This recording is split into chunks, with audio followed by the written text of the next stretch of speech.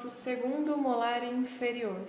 No segundo molar inferior, podemos observar que é um dente menor em tamanho do que o nosso primeiro molar inferior, uma vez que ele apresenta apenas 4 cúspides, enquanto o nosso primeiro molar inferior é representativo de 5 cúspides, sendo considerado o maior dente da cavidade bucal.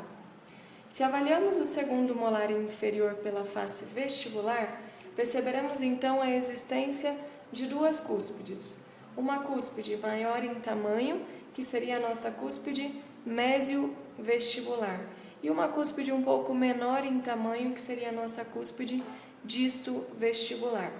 Se avaliarmos a face mesial em altura, percebemos que continua a mesma representação, uma face mais alta e um pouco mais reta, e uma distal com uma face mais curta e mais angulada.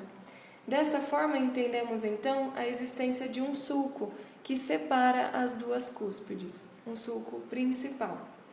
Já na nossa face lingual, também temos a representação de 2 cúspides, uma cúspide considerada como cúspide distolingual e a nossa cúspide mesiolingual, também separadas por sulcos mais rasos do que evidenciamos no primeiro molar inferior. Ao avaliar então a nossa face oclusal, perceberemos a formação das 4 cúspides, que apresenta, como já foi falado, a formação piramidal de cada cúspide, com as suas representações de vértices de cada cúspide correspondente. Então, se abordaremos as cúspides, diremos então vértice da cúspide distovestibular, vértice da cúspide mesiovestibular, vértice da cúspide distolingual e o vértice da cúspide mesiolingual. Elas serão então separadas por alguns sulcos principais. Um sulco em direção mesiodistal, que separa as 2 cúspides vestibulares das suas cúspides linguais. E ainda um sulco em formação contínua, que sai da nossa oclusal, vai em direção vestibular e continua em direção ocluso-lingual. A este sulco daremos o nome de vestíbulo lingual, uma vez que ele sai da nossa vestibular e corta diretamente o dente até a região lingual. Então, este seria o sulco vestíbulo lingual. E ainda temos o sulco mesiodistal.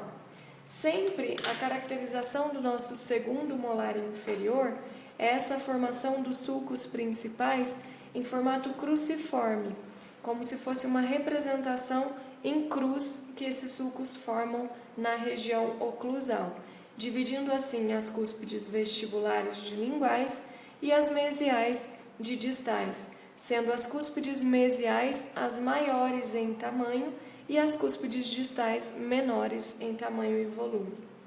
Se avaliamos ainda a formação da crista marginal, perceberemos que a crista marginal do lado distal é menor em tamanho e mais curva, enquanto que a crista marginal do lado mesial é maior em tamanho e mais retilínea.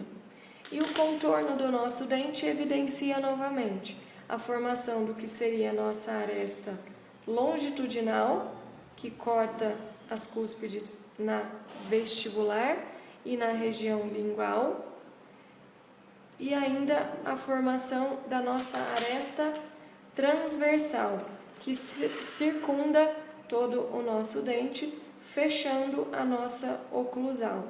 Então, ela estará presente, a aresta transversal, no lado distal e no lado mesial.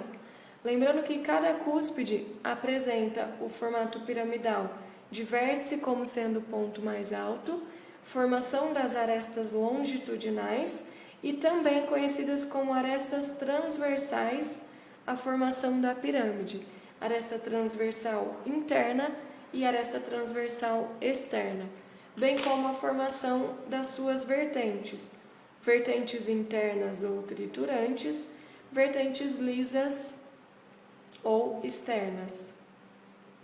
Desta forma, então, conseguimos entender o nosso segundo molar inferior, com a representação das 4 cúspides, os 2 sulcos principais.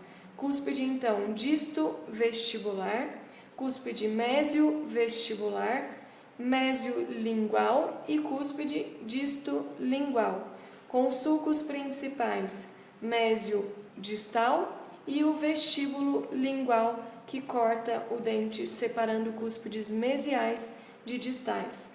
Ao encontro dos 2 sulcos, há então a formação de uma fosseta única, considerada como fosseta central, no encontro do sulco mésio-distal com o sulco vestíbulo lingual. Desta forma, então, podemos classificar o nosso segundo molar inferior através do método de 2 dígitos, com a numeração 3-7 ou 4-7.